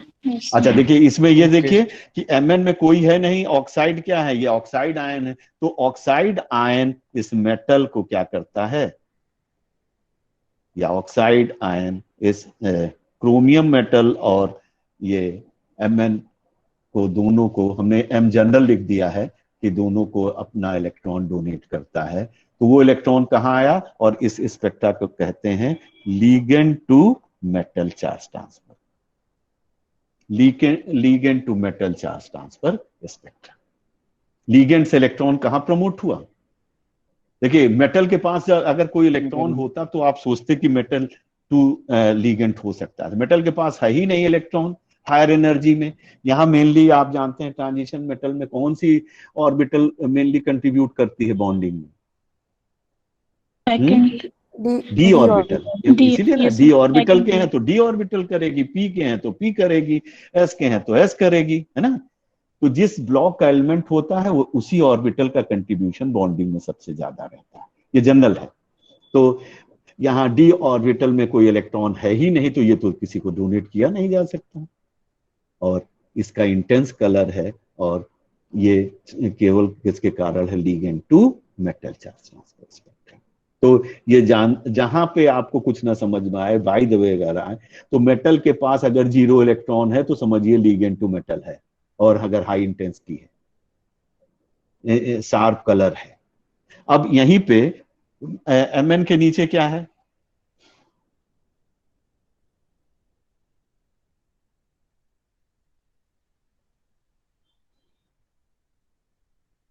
Mn के नीचे क्या है,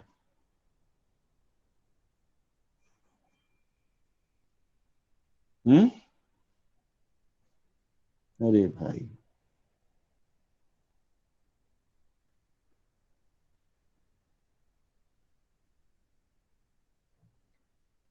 अब इनके भी अगर हों, इनका भी +7, इनका भी +7, इनका भी +7, इनका +6, इनका +6, इनका +6। तो अब ध्यान दीजिए, ये मान लीजिए सिंपल सा क्या है, मेटल है। ये मेटल हो गया, मान लीजिए इधर मॉलिक्यूलर ऑर्बिटल, ये ऑक्साइड है, ये। अब देखो ये मेटल कौन सा हो गया,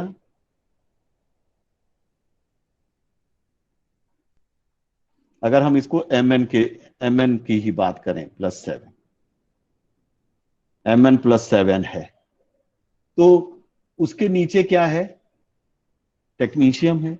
इसकी एनर्जी अगर इसका भी +7 ले लें तो उसकी एनर्जी क्या होगी, ये 3D है, तो ये 4D है, ये क्या है 5D है, ये भी देखिए ये 3D है, ये 4D है और ये 5D है। जैसे जैसे डी ऑर्बिटल की आप एनर्जी बनाएंगे तो 3D की एनर्जी कम होगी, 4D की ज्यादा होगी, 5D की और ज्यादा होगी। ये 3D है मान लीजिए किसी का, ये 4D है, ये 5D है। तो अब देखो लिगेंड ये यही है। अब एक तो क्या हुआ, यहां ट्रांजिशन हुआ, एक क्या हुआ, यहां से कहां जाना हुआ, इसमें चला जाए, एक क्या हो जाए इस वाले में, तो एक इसमें जाएंगे। तो आप देखेंगे कि जैसे जैसे ऊपर से नीचे आएंगे, अगर लीगेंड टू मेटल है, ligand to metal charge transfer spectra है, तो वो क्या कहां शिफ्ट होता जाएगा बताइए, हायर एनर्जी। हायर एनर्जी पे शिफ्ट हुआ कि नहीं, Yes, या sir. Lower wavelength, higher energy और lower wavelength, higher frequency energy and frequency. तो आप देखेंगे अगर आपसे पूछे कि आपने स्पेक्ट्रा लिखा MnO4 माइनस और TCO4 माइनस, ReO4 माइनस, तो कौन हायर एनर्जी पे आएगा, तो बड़ी आसानी से कह देंगे ये हायर एनर्जी पे आएगा, ये उससे कम एनर्जी पे आएगा और सबसे कम एनर्जी पे। तो और ये स्पेक्ट्रा क्या है, लीगेंड टू मेटल चार्ज।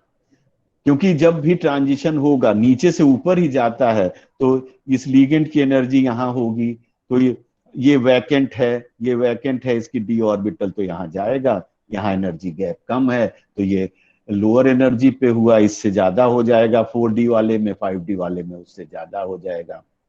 और यहीं पे मान लो हमने लीगेंड चेंज कर दिया, सपोज ये लीगेंट मान लीजिए यहां हमने एक मान लीजिए एक क्या है, एक इसी में से लीगेंट मान लीजिए क्लोराइड है, एक ब्रोमाइड है, एक आयोडाइड है। अब बताइए क्या होगा, मान लेते हैं कि स्पेक्ट्रा क्या है, ligand to metal charge transfer है, तो लीगेंट अगर क्लोराइड है, ब्रोमाइड है, आयोडाइड है, तो क्या होगा, यहां मान लीजिए ये पहला जो हमने ये मोटा बनाया है, इस पे किसको हम लिखें, क्लोराइड लिखें कि ब्रोमाइड लिखें कि आयोडाइड लिखें, बताइए।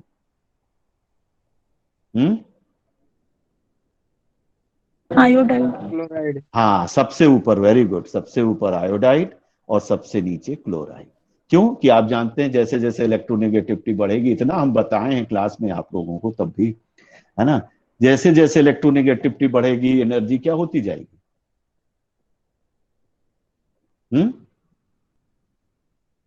जैसे जैसे इलेक्ट्रोनेगेटिविटी बढ़ेगी एनर्जी क्या होती जाएगी, कम होती जाए. कम होती जाएगी। लेफ्ट टू राइट जाते हैं, आप देखते हैं इलेक्ट्रोनेगेटिविटी ओके बढ़ती सर। है तो स्टेबिलिटी क्या होती है, जड़ लेफ्ट वाले मेटल क्या है, रिएक्टिव, राइट में क्या है, नोबल गैस, नोबल गैस है, रिएक्टिव नहीं है तो उनकी एनर्जी कम है, जितनी एनर्जी कम उतनी ही कम रिएक्टिविटी। तो अब देखो क्लोराइड और इस मेटल के बीच में गैप ज्यादा है या ब्रोमाइड या इसके बीच में ज्यादा है या इसमें से, तो सबसे हायर पे कौन आएगा, क्लोराइड आएगा, उसके बाद ब्रोमाइड आएगा और सबसे कम एनर्जी डिफरेंस पे कौन आएगा, आयोडाइड आएगा। तो अब इसी से आपको पूछ सकता है कि कौन सा हायर एनर्जी पे शिफ्ट हुआ या कौन सा हायर फ्रीक्वेंसी पे शिफ्ट हुआ या कौन सा हायर लैम्डा पे शिफ्ट हुआ, तो लैम्डा उसका उल्टा कर दीजिएगा एनर्जी के रिस्पेक्ट में।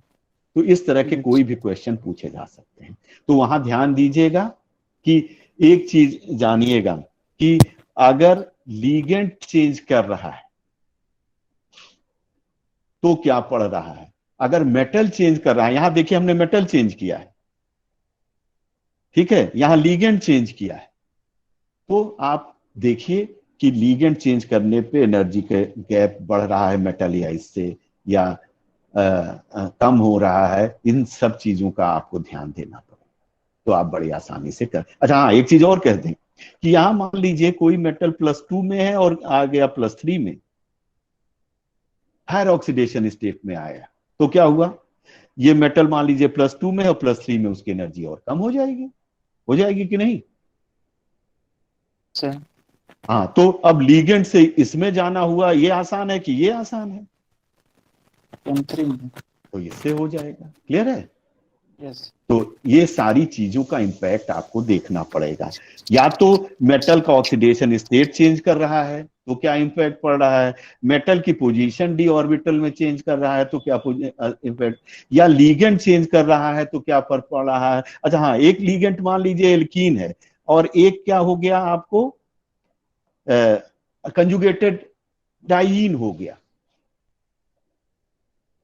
मान लीजिए यही लीगेंड क्या है, अब इस क्लोराइड ब्रोमाइड आयोडाइड की जगह हमने क्या कर दिया कि लीगेंड एक एल्कीन कर दिया, जो आप ऑर्गेनोमेटेलिक में पढ़ते होंगे। ऑर्गेनोमेटेलिक में आप लोगों ने पढ़ा होगा कि जो एल्कीन लीगेंड है that one is sigma donor as well as pi acceptor. इसका भी किसकी तरह है, जो हम आपको बताते रहते हैं, कार्बन मोनोऑक्साइड में कार्बोनिल कंपाउंड की तरह ही बॉन्डिंग है उनकी, sigma donor and pi star acceptor. तो वो आप देखते हैं कि सिग्मा डोनर और पाई स्टार एक्सेप्टर की बात जब हम लोग कहते हैं कि ये है मेटल और ये एल्कीन है, मान लीजिए आपने ये, इसका भी क्वेश्चन बहुत आता है। अब क्या है कि ये अपना यहां डोनेट कर रहा है और ये क्या कर रहा है, रीबैक कर रहा है मेटल। अच्छा पहले इसको पहले ऊपर वाला समझ लीजिए तो बताएं, ये ऊपर वाले में क्या होगा बताइए। जैसे जैसे कंजुगेशन बढ़ेगा एनर्जी कम होती जाएगी। Very good. तो एनर्जी जब लीगेंड की कम हो गई तो मेटल और लीगेंड का गैप बढ़ गया। ठीक है, ऐसे ही करिएगा। तो जो कंजुगेशन जैसे जैसे बढ़ता जाएगा, लीगेंड और मेटल का एनर्जी गैप बढ़ जाएगा, तो स्पेक्ट्रा किधर की तरफ शिफ्ट हो जाएगा, हायर एनर्जी पे शिफ्ट हो जाएगा अगर लीगेंड टू मेटल गया है। ये सब हम किसके संदर्भ में बात बता रहे हैं, लीगेंड टू मेटल स्पेक्ट्रा के संदर्भ। ठीक है, लेकिन अगर मेटल टू लीगेंट है तो क्या होगा, ठीक इसका उल्टा हो जाएगा। मेटल टू लीगेंट है तो अगर मेटल टू लीगेंट है तो इसका मतलब है मेटल शुड बी एक्सेप्टर और लीगेंट शुड बी डोनर। यह मान लीजिए मेटल है और यह है लीगेंट। ठीक है, अगर मेटल टू लीगेंट है, सुनिए मेटल टू, सॉरी ओहो उल्टा लिखना है, ये मान लीजिए क्या हो गया,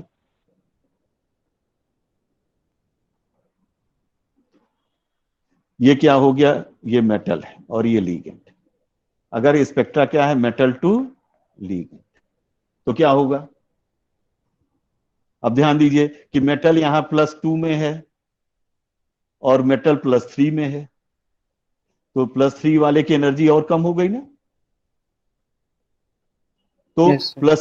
+2 से लीगेंट में जाना आसान है कि +3 से लीगेंट में। +2। हम मेटल लीगेंट की अब बात कर रहे हैं, पहले उसके पहले हमने बात की थी लीगेंट टू मेटल, अब कर रहे हैं मेटल टू लीगेंट। मेटल नीचे आ गया, लीगेंट वही है, लीगेंट नहीं चेंज किया आपने, तो क्या हुआ, गैप बढ़ गया, यहां उल्टा हो गया। यहां आपने मेटल की ऑक्सीडेशन स्टेट बढ़ाई तो एनर्जी किधर शिफ्ट हो गई, हायर।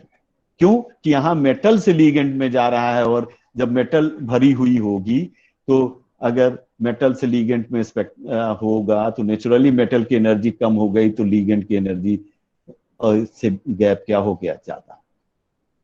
यहां पे अब वही कंजुगेशन लगा दिया आपने, एक कंजुगेटेड है और एक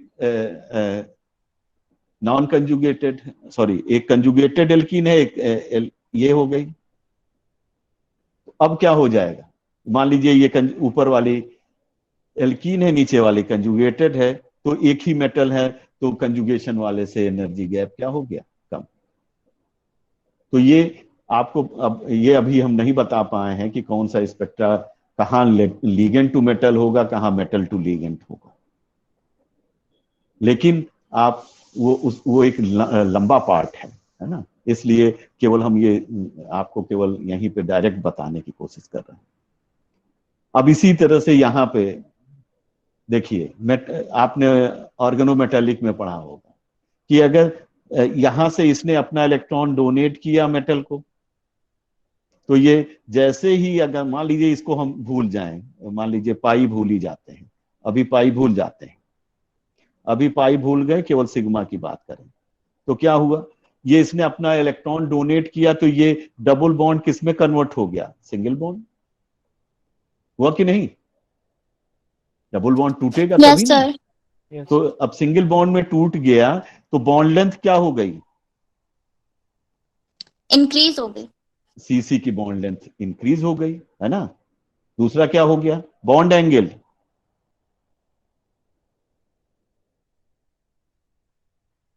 अभी एल्कीन में कौन सा हाइब्रिडाइजेशन था, sp2 हाइब्रिडाइजेशन, sp2 में बॉन्ड क्या होता है 120, 120, और जब सिंगल बॉन्ड हो गया तो इसमें हाइब्रिडाइजेशन क्या हो गया, sp3, sp3, तो बॉन्ड एंगल क्या हो गया, 109 डिग्री 28 मिनट। कम हो, नहीं 100 की बात नहीं है, कम हो बॉन्ड गया। एंगल क्या हो गया, कम हो जाएगा। कम हो गया, तो ये क्या हो जाएगा, बॉन्ड एंगल कम हो जाएगा। जैसे जैसे ये लीगेंट और मेटल में इंटरेक्शन बढ़ा, as soon as metal ligand interaction increases, ये होने लगेगा कि नहीं, बॉन्ड एंगल। इस अब हम कैसे निकालेंगे, मान लीजिए हम इसका क्या ले लिए, IR ले लीजिए, तो वाइब्रेशनल आपको IR लेंगे, तो आप देखेंगे कि इस यहां पे stretching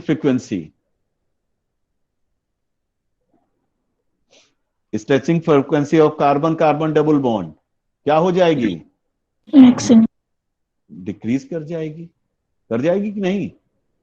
Yes, sir.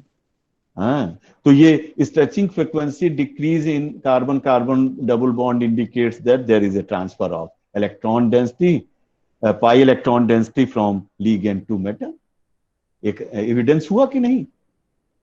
Bond angle निकाला, बॉन्ड एंगल क्या हो गया, कम हो गया, तो ये भी कहेगा कि ये sp2 से किस में कन्वर्ट हो रहा है, sp3 से, तो इसलिए बॉन्ड एंगल भी रिड्यूस हुआ। ये दोनों चीजें अगर आपको आपने इसका स्पेक्ट्रल लिया है और बॉन्ड एंगल निकाला है पहले जब कोई कॉम्प्लेक्सेशन नहीं है, कॉम्प्लेक्सेशन के बाद, तो कॉम्प्लेक्सेशन के बाद अगर ये चेंजेस आए तो आप कह सकते हैं कि ये ट्रांजिशन, अरे इसमें से इलेक्ट्रॉन डेंसिटी यहां गई है। अच्छा, अब मान लीजिए इसने यहां दे दिया, बैक किया, तो बैक कहां करेगा,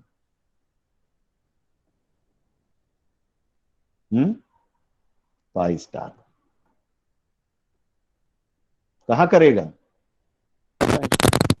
पाई स्टार में करेगा। और जब पाई स्टार में मेटल ने अपनी इलेक्ट्रॉन डेंसिटी यहां ट्रांसफर की, तो पाई स्टार में इलेक्ट्रॉन डेंसिटी बढ़ेगी, तो बॉन्ड ऑर्डर बताएं, बॉन्ड ऑर्डर क्या होगा, डिक्रीज करेगा। बॉन्ड ऑर्डर डिक्रीज करेगा तो बॉन्ड क्या हुआ, वीक हुआ। बॉन्ड वीक हुआ तो बॉन्ड लेंथ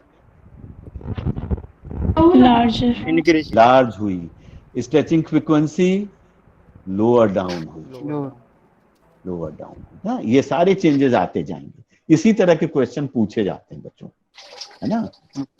कि यहाँ पे अब मेटल यहाँ मान लो +2 में है और एक में मेटल +3 में है, तो +2 वाला ज्यादा ये बैक डोनेशन करेगा कि +3 वाला, कि 0 वाला, कि माइनस वाला। कि मेटल चेंज करके हम अगर पूछें तो क्या होगा, मेटल चेंज करके देखें तो मेटल में जितना प्लस चार्ज होगा उतना लेस बैक डोनेशन होगा, मेटल पे जितना नेगेटिव चार्ज होगा उतना ज्यादा बैक डोनेशन होगा, और जितना ज्यादा बैक डोनेशन होगा इन सब में क्या होगा, स्ट्रेचिंग फ्रीक्वेंसी उतना ही लोअर डाउन हो जाएगी।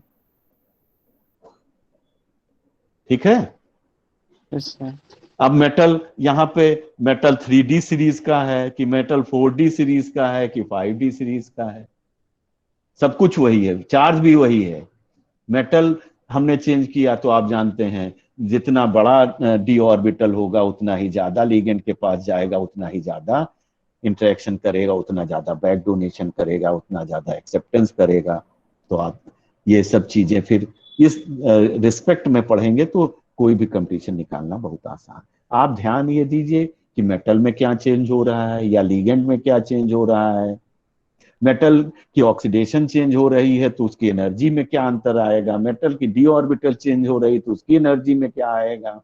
अच्छा हाँ, इस लिगेंड में भी अगर कौन से हैं, इस लिगेंड में क्या हाइड्रोजन लगा है, इस लिगेंड में आपको CH3 लगा है, इस लिगेंड में आपको क्या लगा है, क्लोराइड, ब्रोमाइड, आयोडाइड लगे हैं, तो क्या होंगे। इन सब चीज का ध्यान रखेंगे तो बड़ी आसानी से कर लेंगे। और आपको जो भी क्वेश्चन पूछना होगा, आप कोई भी क्वेश्चन चाहे जिसके हो इनऑर्गेनिक के, आप हमसे पूछ सकते हैं। हम कोशिश करेंगे कि जितना आपको बता पाए। एग्जाम अच्छे से दीजिए, हमारी शुभकामना है कि सभी बच्चे अच्छा करें और आप लोगों की अच्छे के उज्जवल भविष्य की कामना करते हुए मैं आज आप लोग को फिर आशीर्वाद दे रहा हूं कि आप लोग अच्छा करें। और कभी भी कोई परेशानी होगी डाल दीजिएगा तो फिर हम कोई आपकी क्लास ले लिया करेंगे। ठीक है, जिसका भी पूछना हो पूछ सकते हैं कभी भी। थोड़ा पढ़िएगा, पढ़ के फिर तो यहाँ तो पास होना आसान है, लेकिन आपको कंपटीशन निकालना है तो आपको मेहनत करनी पड़ेगी, उसके लिए हम तैयार बैठे। अच्छा, एक क्वेश्चन यहीं पे एक चीज और हम डाल दें। मान लीजिए कि ये हेक्सा एक्वा टिटिनेट का एक्वा कॉम्प्लेक्स है। अब इसी में हमने इसकी जगह क्या लगा दिया, Cl लगा दिया, इसकी जगह क्या लगा दिया, ब्रोमीन लगा दिया, इसकी जगह क्या लगा दिया, अमोनिया लगा दिया, इसकी जगह क्या लगा दिया, साइनाइड लगा दिया। तो क्या इम्पैक्ट पड़ेगा, कलर कैसे चेंज होगा, एनर्जी किधर शिफ्ट होगी, ये सारी चीजें आप देख लीजिएगा। ठीक है, तो उसको भी एक्सप्लेन कर सकते हैं आप, उसको एक्सप्लेन कर दीजिएगा कि यहाँ लिगेंड चेंज किया है, स्ट्रॉन्ग किया है तो डेल्टा वैल्यू बढ़ गई, डेल्टा वैल्यू बढ़ गई तो जो भी ट्रांजिशन है, डेल्टा वैल्यू जैसे जैसे आपने देखा कि बढ़ती है, ये ओर्गल डायग्राम है, यहाँ पे डेल्टा कम है, यहाँ मान लीजिए क्या है, ये आपका क्लोराइड है, यहाँ ब्रोमाइड है, यहाँ आयोडाइड है, यहाँ वाटर है, यहाँ अमोनिया है, यहाँ साइनाइड है। तो आप देखिए साइनाइड वाले में सबसे ज्यादा गैप और क्लोराइड वाले में सबसे कम गैप, इनका गैप कम है। तो ये हायर एनर्जी पे आएगा, ये लोअर एनर्जी पे आएगा कंपैरेटिवली। ये क्या है, लोअर एनर्जी पे आया तो हायर वेवलेंथ वाली